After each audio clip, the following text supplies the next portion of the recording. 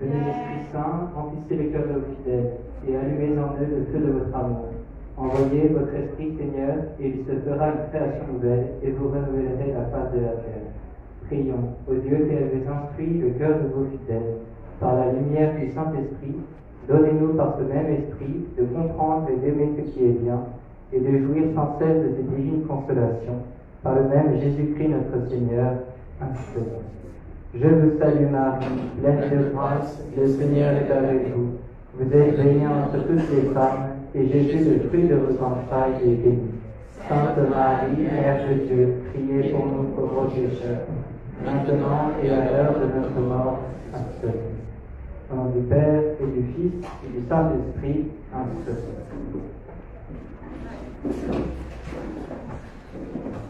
Alors du coup, le chanoine Bergerot m'avait demandé de vous parler de Notre-Dame de Lourdes.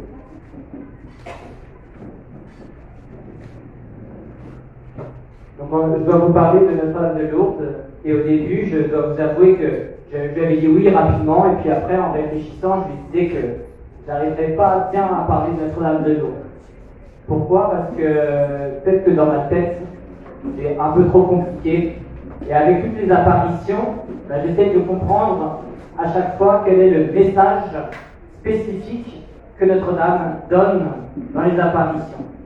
Et pourquoi je devrais parler juste de Notre-Dame de Lourdes, alors qu'il faudrait parler plutôt de Marie en général. Alors au début je dis que c'était trop compliqué, puis après je me suis dit qu'il fallait quand même en parler. Donc, je vais utiliser un angle d'attaque qui est un peu bizarre. D'ailleurs, je vais parler plutôt de ma petite personne, faire un témoignage, de la place de la Sainte Vierge dans ma vie de prêtre, dans ma vie de chrétien, et aussi de la place de Notre-Dame de Lourdes. Pourquoi c'est compliqué de parler de Notre-Dame de Lourdes? En fait, si vous réfléchissez un petit peu dans le sens des messages, Notre-Dame, elle n'arrive pas sur terre pour rien. Si elle dit à chaque fois il faut prier et faire pénitence, en fait à chaque fois elle a un message différent. À Fatima, comme à la Salette, comme à Pontmain, comme on connaît, à Guadalupe, partout, à chaque fois que Notre-Dame vient, elle vient dire quelque chose de différent.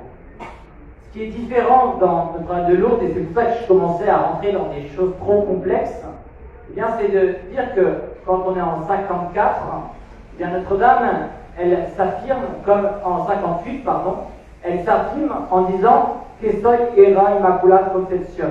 C'est le langage de l'Occitan, donc c'est un dialecte comme vous en avez plein chez vous, et Notre-Dame s'affirme en étant l'Immaculée Conception.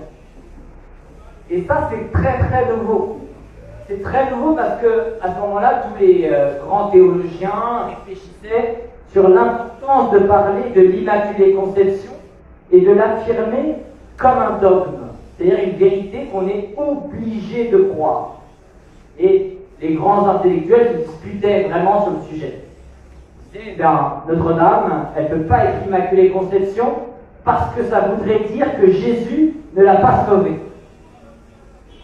Et d'autres disaient, bien si Notre-Dame est Immaculée Conception, dès sa naissance, elle a été sauvée par Jésus, mais par anticipation. Alors c'est un sujet un peu compliqué, mais c'est touchant de voir que, en fait, en France, il y a une autre apparition qui existe, et qui est celle de la rue du Bac. Et à Notre-Dame de Lourdes, on n'est pas contre Notre-Dame de la rue du Bac, parce qu'on vous a tous distribué au moins une fois une médaille miraculeuse. Et sur la médaille miraculeuse, si vous lisez bien, Notre-Dame insiste sur ce message. Et elle dit, priez pour ô Marie conçue sans péché. Et donc du coup, elle insiste sur le fait que l'Église doit affirmer l'Immaculée Conception. Alors Pie IX, eh bien, un peu contraint par cette apparition, finit par promulguer le dogme de l'Immaculée Conception. Et Lourdes arrive avec cette déclaration solennelle que soy era Immaculada Concepción. Je suis l'Immaculée Conception. Et c'est très intriguant de voir que Notre-Dame insiste pour que nous comprenions mieux le mystère de son cœur qui est immaculé. Et vous savez, c'est tout le miracle de Sainte Bernadette. Vous savez, si Sainte Bernadette a réussi à affirmer la force des apparitions, vous c'est pas parce qu'elle a fait des miracles incroyables, c'est parce qu'elle a dit à son curé, elle a répété, elle a ouvert la porte du presbytère et elle a dit « Que saliera Immaculata Conception ?» Et le curé a dit « Mais jamais une petite fille comme ça peut connaître cette querelle de théologiens. » Et en fait, ce n'était pas qu'une querelle de théologiens.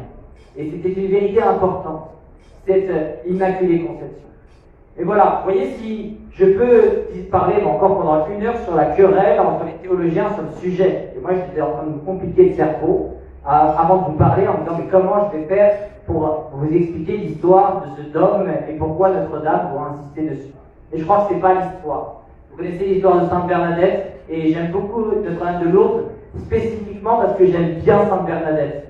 Et je préfère presque Notre-Dame de Lourdes à toutes les autres, parce que j'aime beaucoup aussi la figure de Sainte Bernadette. Une des choses qui me touche chez Sainte Bernadette, elle a fait beaucoup de prières, elle est incroyable, mais ce que j'aime beaucoup chez Sainte Bernadette, vous savez, c'est une petite image qui m'a toujours marqué dans mon cœur de séminariste, où j'étais envoyé donc du coup loin de chez mes parents, de ma terre, de ce que j'aimais, de ceux aussi que j'aimais. Et on disait que Sainte Bernadette, quand elle était à Nevers, comme petite religieuse, alors qu'elle avait vu l'Immaculée Conception, elle était la star de toute l'Église de France, eh bien, elle était enfermée dans son couvent, et on disait qu'elle continuait à chanter le chant, un des chants de chez nous qui s'appelle Agueros Montaños, qui est un chant local sur les montagnes des Pyrénées, et on disait que quand elle lavait les carreaux, eh bien, elle chantonnait toujours les chants de son pays. Donc vous voyez, en fait, ce que j'aime bien dans cette figure, c'est que Sainte Bernadette est attachée à la Sainte Vierge, à Jésus, et ça n'empêche pas aussi dans son cœur d'être enracinée dans sa propre culture, dans son propre pays, et d'avoir encore aussi la tristesse dans son cœur, comme nous tous nous l'avons, qui sommes loin de chez nous, d'avoir encore la tristesse dans son cœur de ne plus être à l'endroit où ils sont nés. Et j'aime beaucoup cette figure de Sainte Bernadette qui m'a toujours marqué. Mais, pour tout vous dire, Notre-Dame de Lourdes, elle est apparue dans mon cœur mais bien trop longtemps. Et je vais essayer de revenir à une petite scène qui était importante pour moi. C'est que quand je suis rentré au séminaire, eh bien, je suis rentré et je n'étais pas encore majeur, je n'avais pas encore 18 ans. Donc du coup, dans ma famille ou dans mes amis, tout le monde me disait que c'était une grosse bêtise et qu'il fallait surtout pas rentrer au séminaire. Et l'été, avant que je rentre au séminaire, j'ai eu plein de discussions avec des oncles qui savaient tout sur la vie de l'Église et qui disaient qu'il ne faut pas que je rentre au séminaire. Et à la fin de l'été, par hasard, je me suis retrouvé dans un sanctuaire qui n'est pas du tout le sanctuaire de Lourdes, qui s'appelle le sanctuaire de Rocamadour, et où il y a une vénération pour une statue. Et vous voyez, j'ai toujours sur mon chapelet aussi la médaille de Rocamadour. Et à Rocamadour, j'ai dit à la Sainte Vierge que c'est pas moi qui avais choisi le Christ, et c'est pas moi qui avais choisi de rentrer au séminaire.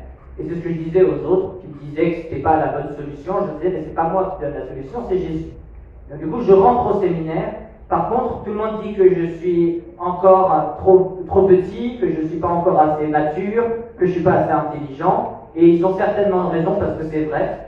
Par contre, comme c'est pas moi qui ai choisi, eh bien, je vous demande de toujours me prendre par la main pendant toute ma vie de séminariste.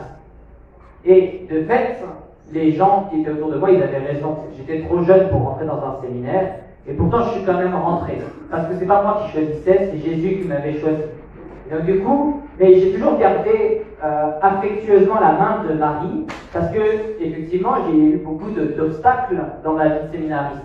Et la jeunesse fait beaucoup de choses, mais il y a des choses aussi comme la sagesse qui ne s'acquiert pas tout de suite. Et donc du coup j'ai demandé à Marie toujours de me tenir par la main. Et à chaque fois, mon vœu, c'était que je revienne à chaque fois à l'endroit où j'avais demandé à Marie de me protéger, d'y retourner chaque fois. Et donc Lourdes, j'y allais jamais. Et j'allais surtout à Rocamadour, et tous les ans comme séminariste, eh bien je demandais à Marie de Rocamadour, cette belle statuette de bois, et je lui demandais de me protéger dans ma vocation de séminaire.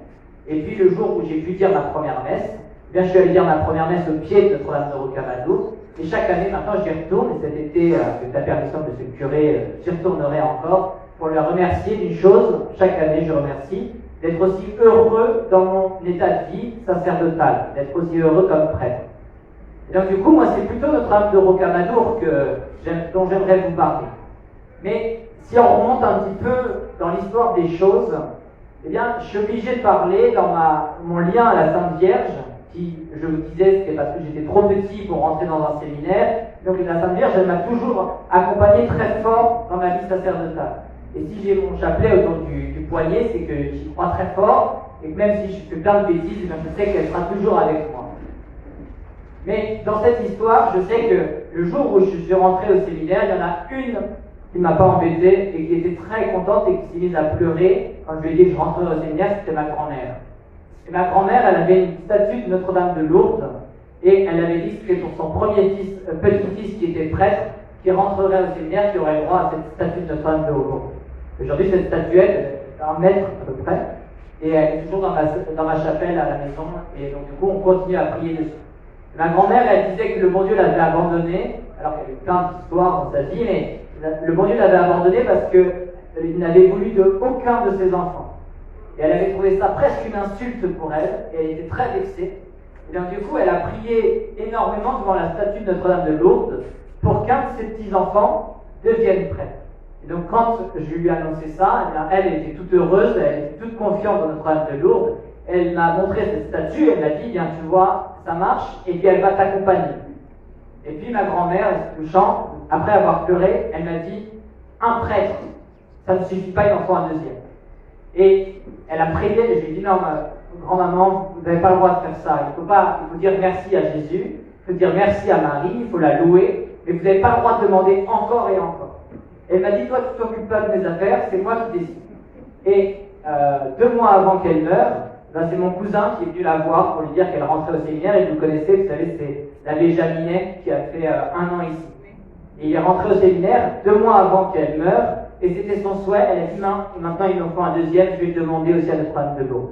Alors vous voyez, Notre-Dame de Lourdes, moi je peux parler de Notre-Dame de Rocamadour et de Marie, mais il faut surtout aussi parler de Notre-Dame de Lourdes. Et cette statuette, en fait, ma grand-mère, elle avait un attachement qui était un peu trop fort, je trouve. Il n'y avait pas que Notre-Dame de Lourdes dans la vie. Mais elle disait que Notre-Dame de Lourdes l'avait toujours protégée dans sa famille. L'histoire de cette statue, c'est quand même qu'elle a été achetée à Lourdes il y a bien longtemps, en 1930. Et en 1930, effectivement, toute ma famille, mon arrière-grand-père, mon arrière-grand-mère, ma grand-mère et tous ses frères et sœurs sont venus à Lourdes pour demander une grâce. Il y avait le fils aîné de mon oncle Jean, le frère de ma grand-mère, qui était malade. Je me souviens plus parce que le terme était très compliqué, mais il avait une maladie dans les reins. Les reins étaient complètement bouchés. Alors, mon grand-père qui était toujours très sceptique, mon arrière-grand-père qui était très sceptique sur la médecine, mais par contre qui avait confiance en Notre-Dame de Lourdes, il a fait le pèlerinage avec toute la famille. Ils sont partis à Lourdes, tous ensemble, et ils sont allés prier Notre-Dame de Lourdes. Et en rentrant à la maison, ils ont acheté cette statue de Notre-Dame de Lourdes et qu'ils ont conservée dans la chapelle de la maison, où il y a des prêtres qui venaient très souvent dire la messe. Ils avaient cette dévotion à Notre-Dame de Lourdes. Et mon grand-oncle, oncle Jean, qui a une nombreuse descendance avec beaucoup de cousins aussi qui sont fidèles à Notre-Dame de Lourdes, a été guéri miraculeusement à Lourdes. Et quand il est rentré, les reins qui étaient complètement bouchés et qui pouvaient rester que quelques jours à vivre, les reins qui étaient complètement bouchés ont été soudainement guéris. Alors du coup, vous allez me dire que je vous parle de Notre-Dame de Lourdes comme si c'était un devoir pour moi de lui rendre grâce. Mais c'est un peu plus qu'un devoir. Une fois aussi, j'étais allé à Notre-Dame de Lourdes et je vous ai dit, j'ai toujours aimé Sainte Bernadette. J'ai toujours aimé la figure de la pauvreté de son cœur aussi. Et j'ai toujours voulu chercher à imiter, non pas Notre-Dame de Lourdes, comme disait le chanoine Rouquayrol, parce qu'on n'arrive pas à l'imiter, mais au moins on peut essayer d'imiter Sainte Bernadette. Et ce que j'ai toujours beaucoup aimé, c'est cette petite procession qui a existé pour la 2e apparition. On raconte que Sainte Bernadette, elle est descendue de son village, et comme elle n'osait pas en parler à tout le monde, en descendant un peu trop rapidement, elle a pris avec elle 2 ou 3 de ses petites amies. Et elles n'étaient que 2 ou 3. Alors maintenant, les processions à Notre-Dame de Lourdes, et c'est immense à Lourdes, on a terminé la procession que ceux qui étaient au départ ne sont pas encore partis. Tellement c'est grand. Et la première procession, il y avait juste 3 petites fillettes, il devait faire froid, elles ne devaient pas très bien savoir et comprendre pourquoi elles venaient. Et ces 3 petites fillettes, eh bien, elles sont descendues avec leurs petites bougies pour la déposer au pied de cette statue en disant que si c'était le diable, eh bien, il partirait à cause de la bougie. Et c'est cette image de Sainte Bernadette, cette première procession, que je pense que tous les malades essayent d'imiter. Vous voyez, on ne vient pas seulement à Notre-Dame de Lourdes pour toucher le rocher, on y va aussi avec une procession, c'est-à-dire qu'on vient marcher, on vient s'avancer vers Marie, et cette petite procession, la première qui a eu lieu, ce ne sont pas une fois que le sanctuaire a été ouvert et qu'il y a eu des infrastructures très grosses pour les malades, ça a commencé dès la 2e apparition.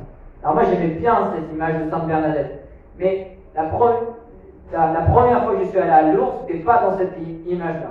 On avait mes parents, on allait chaque année dans les Pyrénées, passer une journée dans la montagne, et à chaque fois, c'était l'hiver, et à chaque fois, il fallait rentrer dans le sanctuaire de Lourdes, et c'était à 7h30 que s'ouvraient les grilles, donc on se levait à 5h du matin, tout petit quand même, donc moi j'ai ce souvenir-là qui m'ont marqué très fort, et avant de passer une journée fantastique dans la montagne, chaque année, c'était un peu une tradition chez nous, eh bien on s'arrêtait au sanctuaire de Lourdes. Les sanctuaires de Lourdes, en été, c'est toujours plein, en hiver, parfois, c'est souvent très vide. Et vous avez, en fait, toujours quand même en permanence quelqu'un qui est devant la grotte en train de réciter son chapelet. Que ce soit en plein hiver ou en plein été, il y a des chapelets en continu qui sont faits devant la grotte. Et ça veut dire que, comme mon oncle Jean, mais comme beaucoup d'autres personnes, eh bien, ils vont recevoir une guérison. Et si ça ne marchait pas à Lourdes, ben les gens arrêteraient d'aller à Lourdes. Vous voyez, c'est qu'ils ils se sentent tous guéris. Sinon, c'est bien, les gens arrêtent d'aller à Lourdes.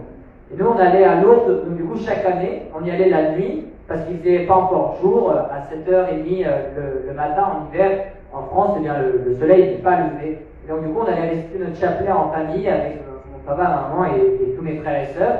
Et à chaque fois, on le récitait. Chaque année, c'était notre pèlerinage habituel. Et puis, il y a une deuxième chose dans le sanctuaire de Lourdes, qui est assez connue. Enfin, je crois la deuxième chose, j'y suis allé plusieurs fois, mais j'y suis allé aussi avec des jeunes qui s'appelle un pèlerinage national. Et on y va avec des jeunes, on est entre 15 et 20 ans, et on y va pour voir Notre-Dame de Lourdes, pour aider les malades. C'est ce qu'on dit aux parents, mais on y va aussi surtout pour retrouver ses copains. Et on avait une super ambiance avec toute notre bande d'amis. Et à chaque fois, on allait à Lourdes, surtout pour retrouver les amis, loin des parents. Et à 15 ans, c'est absolument jouissif de pouvoir être libre pendant une semaine, faire ce qu'on veut. Alors on fait notre travail auprès des malades. On avait chacun des services, je crois qu'on le respectait scrupuleusement. Et notamment, il y a un service qui s'appelle tout simplement celui du brancardier. Le brancardier, c'est celui qui pousse, qui a les pousse-pousse justement, qu'on appelle comme ça, et qui pousse les chaises roulantes pour tous les malades.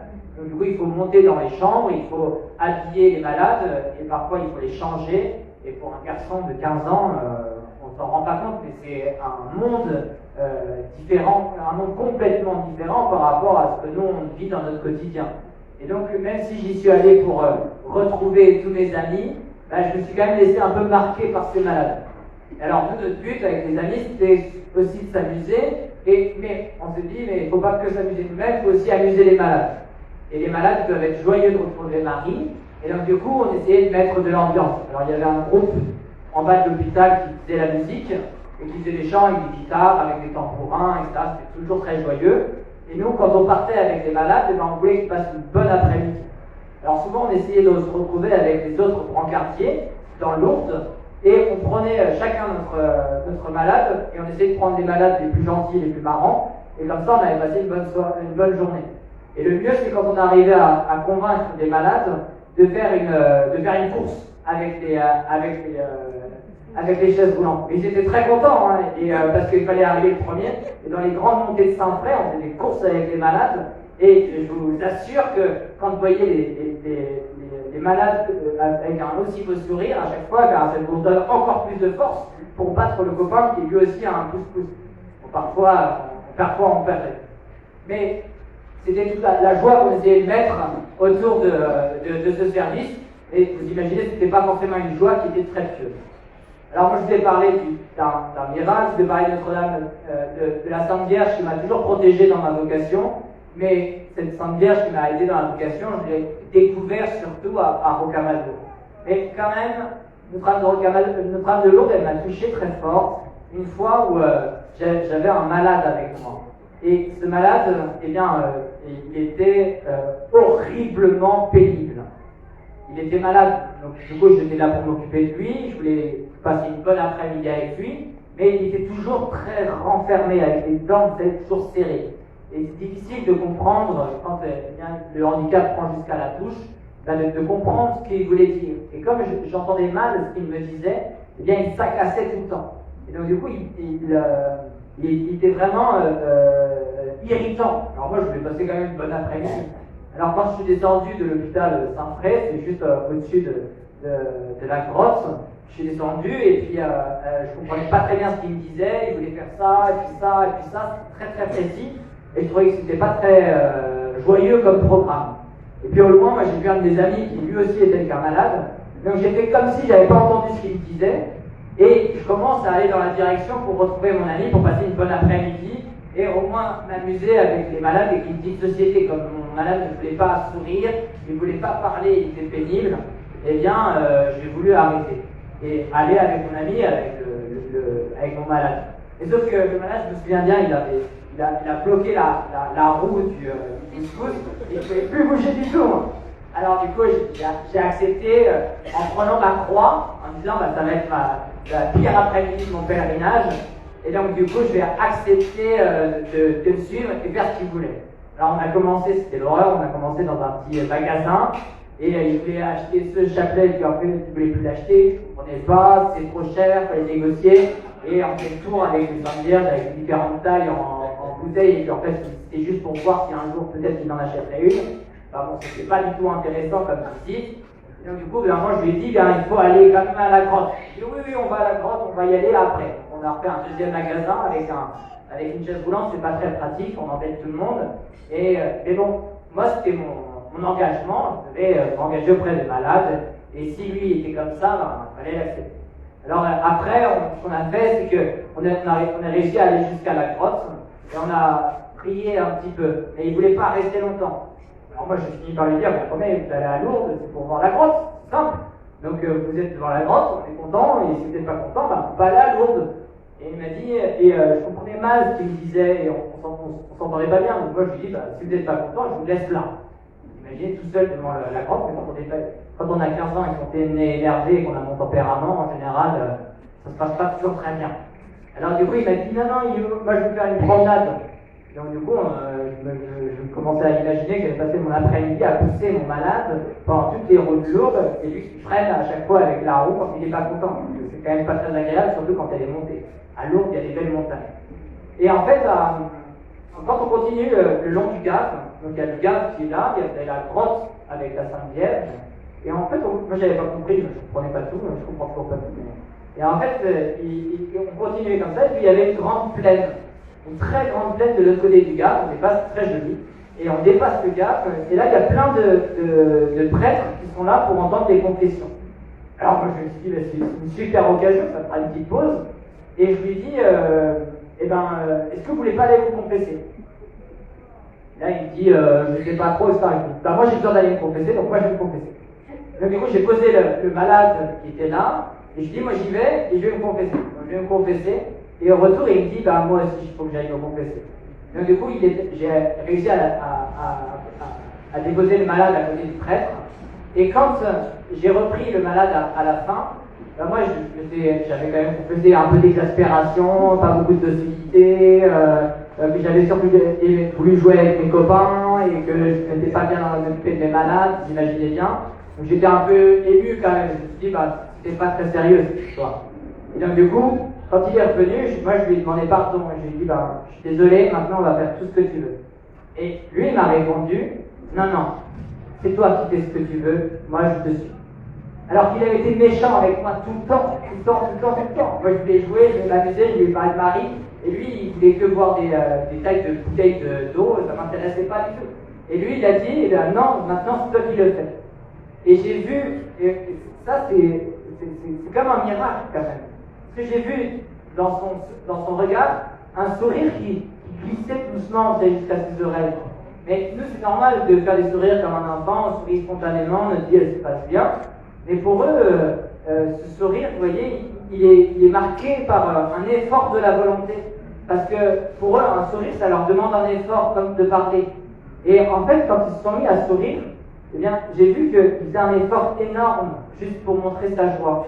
Et que lui, moi, ma joie, c'était de retrouver mes copains et de faire des blagues. Mais lui, sa joie était bien plus profonde et bien plus marquée.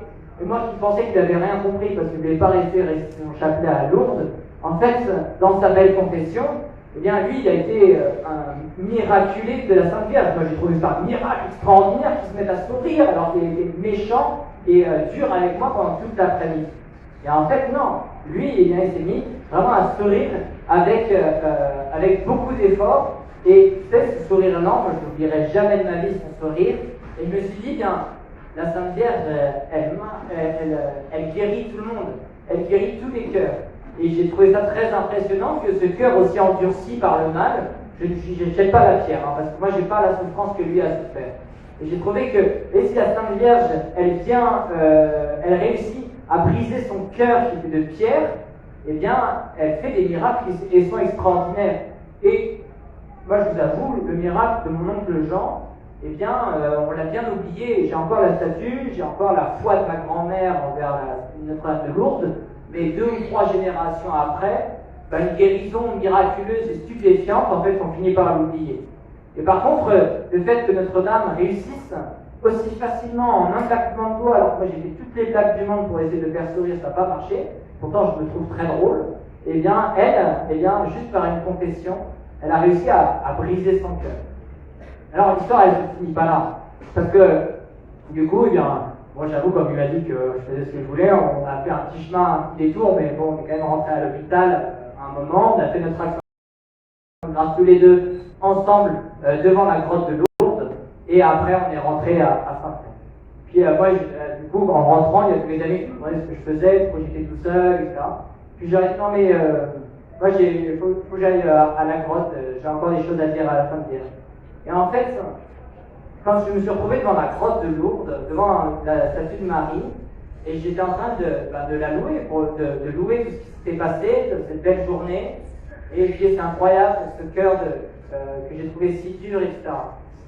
Et je dis c'est touchant de voir tous ces malades qui sont vraiment guéris, j'ai découvert quelque chose. Et je ne sais pas comment je peux vous expliquer ce que j'ai entendu de la part de la Sainte Vierge, mais elle m'a dit mais c'est pas que lui qui a été guéri. Et de fait, vous voyez, lui, il a fait un beau sourire, il a vu la Sainte Vierge, tout ça, mais moi, personnellement, Marie, je connaissais le délire dans la famille, c'est important, il y a la statue, il faut faire les pèlerinages, on dit son chapelet régulièrement, etc. Mais qui est-ce qui a été le plus guéri dans l'histoire? Moi, quand j'ai vu ce sourire de la Sainte Vierge dans cette personne qui portait un handicap lourd, c'est peut-être mon cœur d'un gamin de 15 ans, vous voyez, qui a été brisé aussi. Et briser le cœur d'une personne qui est endurcie par le mal et par la souffrance dure, mais souvent le cœur d'un adolescent de 15 ans, réussir à le toucher à des réalités aussi spirituelles, franchement, il faut se lever de bonheur. Et moi, j'essaye encore aujourd'hui dans la pastorale avec les jeunes, c'est parfois difficile, mais là, en tout cas, la Sainte Vierge, vous voyez, elle est venue guérir le malade, mais elle est venue guérir aussi celui qui poussait le malade et qui avait l'impression que lui tout allait bien et qu'il ne demandait pas de grâce, il ne demandait rien du tout. Moi, tout allait bien dans ma vie, je n'avais pas besoin de la Sainte Vierge. Et en fait, elle vient chercher les malades et ceux aussi qui poussent les malades. Donc moi maintenant, j'aime bien le voir dans cette grande procession. Vous voyez, parce qu'après, j'y suis retourné plusieurs fois à Lourdes, et dans cette grande procession, eh bien, quand on voit tous les pousse-pousse, et bien, derrière, à chaque fois, il y a un brancardier. À chaque fois, j'imagine qu'en fait, c'est pas le brancardier qui pousse le malade, mais c'est le malade qui tire le brancardier. Et à chaque fois, j'ai l'impression, vous voyez, que en fait, tous ceux qui sont en train de pousser ce malade, qui sont chacun d'entre vous, on a tous des histoires qui sont différentes. Parfois, on a des horreurs aussi qu'on cache en nous. Et pourtant, vous voyez, comme tout va bien, on ne se plaint pas. Et la Sainte Vierge, elle vient quand même, vous voyez, dans la vie de chacun d'entre nous, et elle vient briser le cœur de ceux qui sont en fait assez indifférents. Et vous voyez, elle ne vient pas seulement sauver les pauvres, elle ne vient pas seulement sauver ceux qui ont besoin et qui se sentent malades à l'extérieur d'eux-mêmes, mais ceux aussi qui se sentent malades à l'intérieur même de leur propre cœur. je me terminerai sur une dernière vision de Lourdes, parce que la dernière fois j'y suis allé quand j'étais diacre, je crois.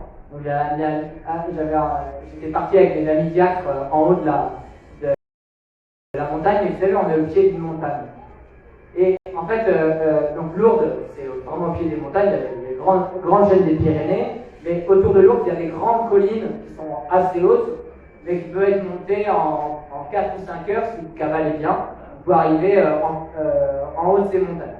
Donc, quand vous êtes avec des amis, souvent vous cherchez des défis, forcément. Et donc, du coup, à chaque fois que j'allais à Lourdes, je ramenais toujours des copains, et à chaque fois la nuit, vous voyez, on allait donc en pleine nuit, quand la nuit était noire, puis on gravissait la montagne. Pour l'aller, c'est facile, pour le retour, c'est plus difficile. Pour l'aller, c'était monté, pour le retour, il faut quand même retrouver sa route. On a eu plein d'histoires, ça c'est pas une autre histoire.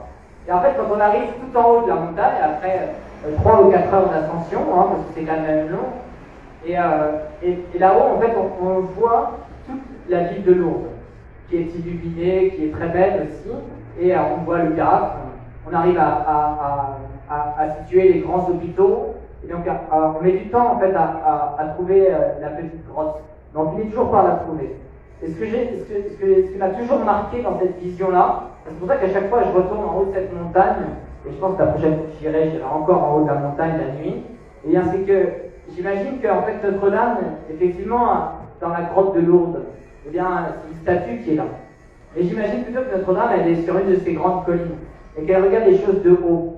Et peut-être que d'ailleurs, vous voyez, Notre-Dame, elle assistait, depuis longtemps, elle regardait ce petit coin de France, et elle regardait, elle ciblait, elle a vu Sainte Bernadette, elle a vu cette petite grotte, elle a vu la toute humble demeure, c'était pas un grand palais, c'était pas un endroit extraordinaire, mais j'imagine que Notre-Dame, vous voyez, elle veille toujours, mais du haut. Et ce qui est intéressant dans cette image-là que je vous donne, c'est que ce qui est important, c'est pas la grotte en elle-même, même si moi à chaque fois que j'y vais, je touche la grotte, mais où je récupère de l'eau de Lourdes, etc. Mais ce qui est important, c'est pas le lieu lui-même de Lourdes, mais c'est la vision de Notre-Dame qui veille en fait sur chacun de ses enfants.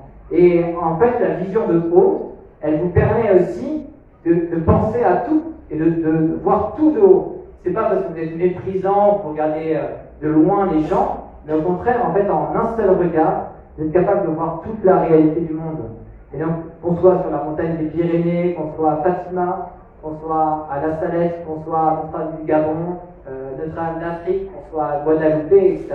À chaque fois, Marie, elle a le même regard de loin, qui lui permet de voir en même temps chacun de ses enfants. Donc, elle nous tient par la main. Moi, si je m'accroche souvent à cette croix, parce qu'il y a une raison, mais elle nous tient à chaque fois par la main, mais c'est pas parce qu'elle a beaucoup d'enfants qu'elle ne peut pas ne pas tous nous voir en même temps. Et j'aime bien savoir qu'il y a aussi, et c'est le point sur lequel je terminerai, qu'il y a des lieux où Notre-Dame préfère habiter. La grotte, par exemple, de Lourdes, elle continue à agir tous les jours. Il y a donc le sanctuaire de Rocamadour, il y a à Guadeloupe, il y a des lieux où la Sainte Vierge aime aller. Et c'est pas parce que Notre-Dame elle est championne de ski qu'elle peut aller dans les Pyrénées.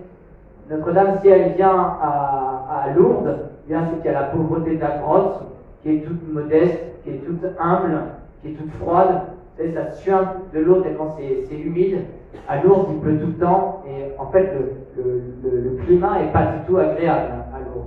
Et pourtant, vous voyez, elle aime habiter ces endroits qui sont un peu isolés, comme la plaine de Fatima, où vous avez juste quelques oliviers qui sont très pauvres. Et à chaque fois, elle vient dans des endroits qui sont très reculés. À Pontmain, elle vient dans un village qui n'a aucun intérêt. À La Salette, elle vient dans une montagne aussi qui est pas un carrefour. Vous voyez, Notre-Dame, elle n'a pas voulu venir sur le bord de mer à Libreville, elle n'a pas voulu venir aux Champs-Élysées à Paris pour avoir une foule énorme derrière elle. Elle a voulu venir dans les endroits les plus reculés. Et ça veut dire que, en fait, elle vient dans les endroits où elle est aussi aimée. Et donc nos cœurs, vous voyez, si c'est pas le cœur de Sainte Bernadette, parce sauf grand scoop, mais on n'arrivera jamais à la hauteur de Sainte Bernadette. On n'arrivera pas à reconstruire Notre-Dame de Lourdes. Mais si on l'aime, même si on a un cœur misérable, eh bien, elle viendra toujours chez nous chercher. Elle viendra toujours rentrer à l'intérieur de notre cœur, même si, vous voyez, il est indifférent. Indifférent à cause du mal et de la souffrance, à cause de cette personne malade que j'avais accompagnée, ou indifférent parce que dans sa vie tout se passait bien et il ne sentait pas la nécessité d'avoir une vraie dévotion à la Sainte Vierge. Et donc du coup, Marie, vous voyez, de loin, elle regarde certains lieux dans lesquels elle aime habiter. Et nous, on a juste une seule chose à faire, c'est de retourner la tendance, et de dire, même si je ne suis pas à l'ours de la grotte, eh bien, je veux être cette grotte. Et je veux que mon cœur, même s'il n'est pas aussi rutilant que le cœur de Sainte Bernadette, eh bien, il y ait autant de lumière qu'il y a eu dans cette belle grotte. Voilà, j'ai encore plein de choses peut-être à dire sur la dévotion à la Sainte Vierge, mais si j'en rajoute un peu plus, ben, j'ai peur de vous faire oublier les messages importants que je voulais transmettre dans ce petit moment.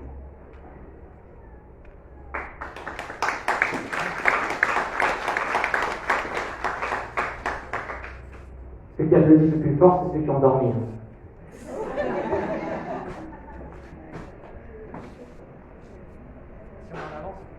S'il y a des questions, je peux vous les poser la question. S'il y a des questions, vous me parlez de l'eau, de la Sainte Vierge, pourquoi on prie la Sainte Vierge, je ne sais pas pour la prie. Est-ce qu'il y a encore des questions? Alors attention ceux qui ont dormi quand vous posez la question, parce que j'ai peut-être répondu déjà à votre question. Il y en a, je peux vous donner.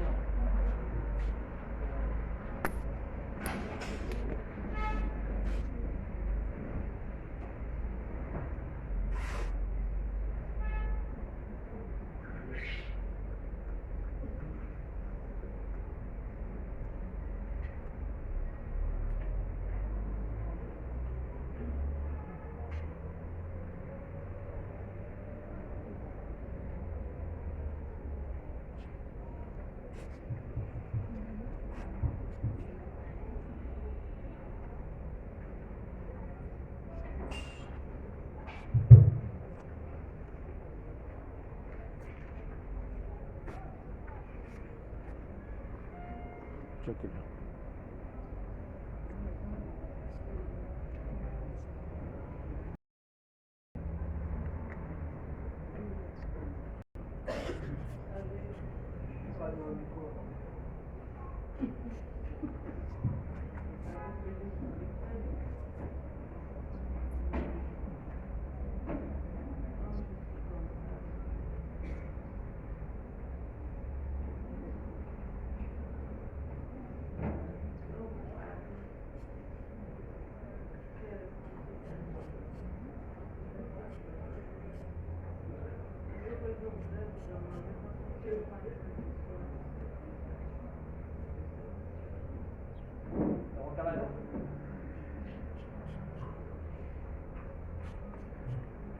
C'est compliqué si je parle de notre Rocamadour parce que c'est une rivalité qui existe entre les deux sanctuaires.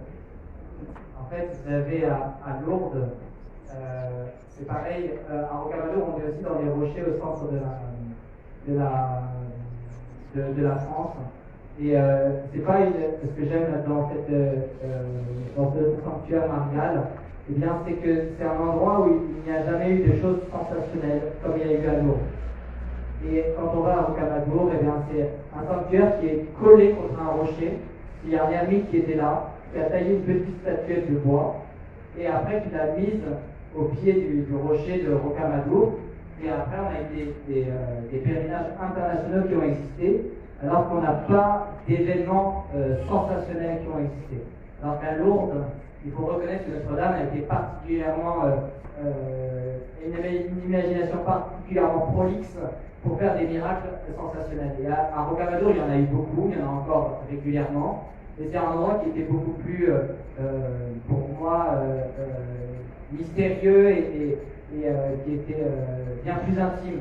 Il n'y avait pas cette visibilité, ce côté spectaculaire de Notre-Dame de Lourdes. Et en fait, on dit que c'est même des rivaux, parce que le sanctuaire de Rocamadour, quand Notre-Dame de Lourdes a été connue, eh bien, a connu aussi malheureusement une grande... beaucoup de personnes sont arrêtées de venir à Rocamadour pour aller à Lourdes. Alors le recteur du sanctuaire de Rocamadour, eh bien, a écrit des lettres. À l'époque, vous n'avez pas été reconnu officiellement. Il a écrit des lettres contre Notre-Dame de Lourdes. Et il a dit, enfin de Lourdes, mais contre Lourdes, en disant mais Lourdes c'est pas bien, il faut aller à Rocamadour, il n'y a que le Rocamadour qui compte. Et on raconte que ce prêtre était très zélé pour son sanctuaire, était triste qu'on n'aille pas chez lui voir Notre-Dame de Rocamadour, alors qu'elle était bien plus ancienne et qu'elle avait fait ses preuves, il racontait tout ça, et que tout le monde allait en bus, c'était plus accessible d'aller à Lourdes. Et on dit que la Sainte Vierge lui a souri à ce brave prêtre. Souvent les prêtres dans les apparitions, si vous regardez bien, ils ont toujours le mauvais rôle. Toujours ceux qui ne sont pas contents parce qu'eux ils ont donné leur vie à Marie et à Jésus et jamais ils ont les apparitions. Donc à chaque fois, au début ils freinent un petit peu. Et puis après, ils se laissent faire parce que ce sont des bons prêtres, mais au début il y a ça. Donc le prêtre qui était peut-être une mauvaise intention pour ce problème de Lourdes, eh bien, avait vraiment envoyé des lettres à l'évêché, etc., contre la reconnaissance de Lourdes, parce que pour lui, ça allait plomber son business. Mais comme c'était un bon prêtre, il y a eu un geste qui était beau, c'est qu'on raconte souvent ce miracle-là. Ça doit être 1860, et on raconte que c'est une Anglaise qui est allée par bateau à Notre-Dame de Lourdes pour être guérie parce qu'elle était hémiplégique. Du coup, elle ne pouvait plus se servir de ses jambes. Et elle est allée à Lourdes pour se faire guérir, et elle est allée à Lourdes, et comme souvent, malheureusement, je ne sais pas pourquoi, mais c'est comme ça, il y en a qui ne sont pas guéris. Et en remontant, elle est repassée par Rocamadour, et on raconte que quand elle arrive à Rocamadour, elle a assisté à la grand-messe dominicale, et pendant l'élévation, pendant que le prêtre levait l'hostie au ciel, tout d'un coup, elle a hurlé « Je suis guérie! Je suis guérie !» On dit, le problème ne lui a pas guéri son accent anglais, qui est affreux, mais par contre, elle a voulu guérir quand même cette dame en disant à ce pauvre prêtre qu'elle est toujours présente à Rocamadour. Donc, la Vierge de Rocamadour, eh bien, c'est un vieux sanctuaire qui date déjà du 6e siècle et qui est toujours aussi, où il y a toujours autant de monde qui passe, mais comme il est moins connu, il est moins populaire, il y a moins de monde, et surtout elle continue à faire des miracles qui sont toujours très beaux. Et là, moi personnellement, je connaissais une autre histoire, mais moi j'avais confié à Notre-Dame de Rocamadour une maman qui avait une opération à cause d'une maladie orpheline et qui avait 8 enfants.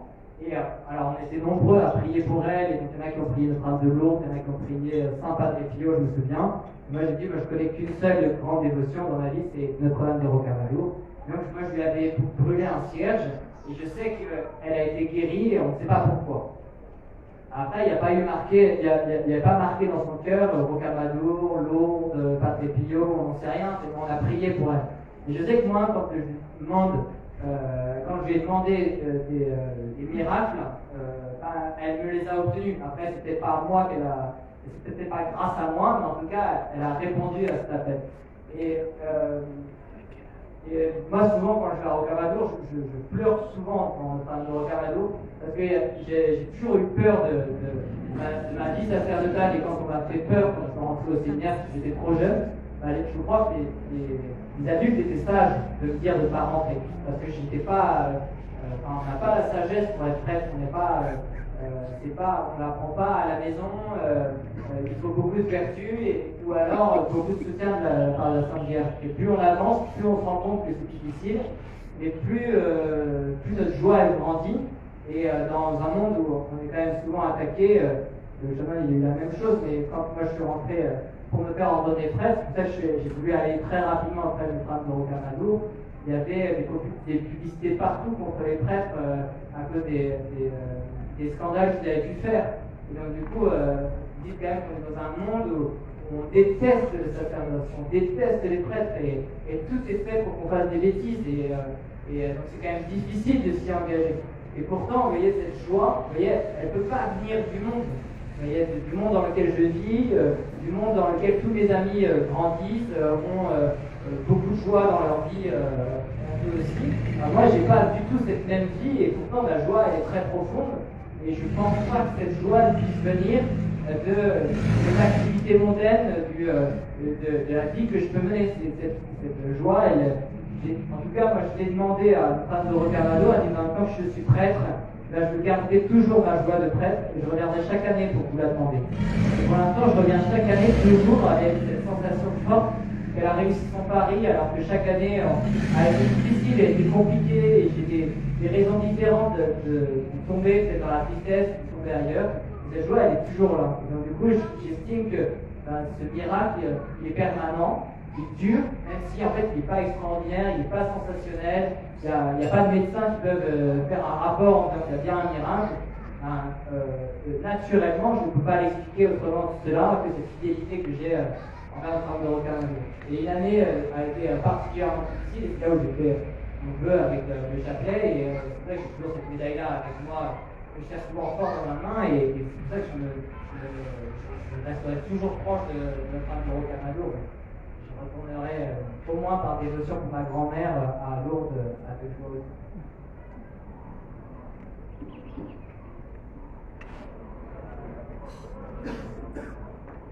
Une autre question? Les rousses. Mais les rousses. Merci, monsieur le Président. Monsieur Chaman, juste une question. Peut-être que je n'arriverai pas à me faire comprendre, mais je voudrais juste savoir pourquoi les apparitions de l'eau. Je pose cette question parce qu'il y a plein de gens qui vont en pèlerinage à l'eau. J'ai entendu certaines personnes dire je préfère aller en pèlerinage à l'eau que d'aller en pèlerinage ailleurs. Est-ce qu'il y a une particularité pour les apparitions de Notre-Dame à l'eau? C'est ce que j'ai voulu dire au début, c'est que dans toutes les apparitions différentes, pour moi, il y a une raison différente. Donc Notre-Dame, à Lourdes notamment, eh bien, il y a ce soin pour les malades, et dès le début, l'eau a été miraculeuse. Donc du coup, ceux qui viennent en pèlerinage à Lourdes, eh bien, ils viennent parce qu'ils sont malades. Je vous ai dit malades de l'extérieur ou malades de l'intérieur, mais enfin, on est tous un peu malades depuis le péché originel. Et donc du coup, cette dévotion pour des malades pour Notre-Dame de Lourdes a toujours été surtout très féconde. Il y a une deuxième raison qui est de l'ordre théologique, qui explique que en fait, ça a été quand même très impressionnant de voir Notre-Dame à Lourdes, qui remercie en fait le pape d'avoir fait ce dogme. C'est-à-dire que quand le pape a prononcé ce dogme, alors il y avait la rue du Bac, avant je l'ai dit, où il y avait marqué « Ô Marie conçue sans péché », et en fait le pape, contre l'avis de certains théologiens, etc., définit l'Immaculée Conception. Et il dit non, il faut avoir un culte envers Notre-Dame de l'Immaculée Conception. Et juste après, Notre-Dame, elle dit au pape, en gros, tu as eu raison de le faire, puisque le voici, que ça y aura Immaculée Conception, je suis l'Immaculée Conception. Donc, la première raison de cette référence, c'est que Notre-Dame, elle vient toucher différentes sensibilités, et la maladie, enfin, le fait qu'on souffre sur Terre, eh bien, c'est le cas de tous, et du coup, on a tous cette attirance particulière à Lourdes. Et il y a d'autres raisons pour d'autres sanctuaires, et je ne vais pas m'y arrêter. Mais à Lourdes, il y a ça, il y a la raison climatologique. Après, moi, je vous dis, il y a une raison aussi qui est tout simplement affective, mais mystérieuse. C'est qu'on aime aller à Lourdes. Je vous dis, à Lourdes, il pleut des cordes bien souvent, le climat n'est pas très beau, mais cette grotte, elle nous attire. Et ça, on ne peut pas l'expliquer, on ne peut pas le justifier. Je ne peux pas vous dire que les pistes de car, elles sont plus confortables, que l'avion est plus proche, que le petit déjeuner en bas de l'hôpital Saint-Fray est meilleur. Vous voyez, tout ça, c'est nul par rapport à cet attrait qui existe dans le monde entier. Donc, je ne veux pas vous donner de réponse sur cet attrait qui existe, parce que c'est la même réponse. Alors, pourquoi Notre-Dame a choisi Lourdes et pas le village d'à côté? Pourquoi Notre-Dame a choisi Sainte-Bernadette et pas une autre? La réponse, comme bien souvent dans notre prière, c'est qu'on ne sait pas, mais en tout cas, on sait qu'elle est présente à Lourdes. On ne sait pas pourquoi à Lourdes, mais on sait qu'elle est là.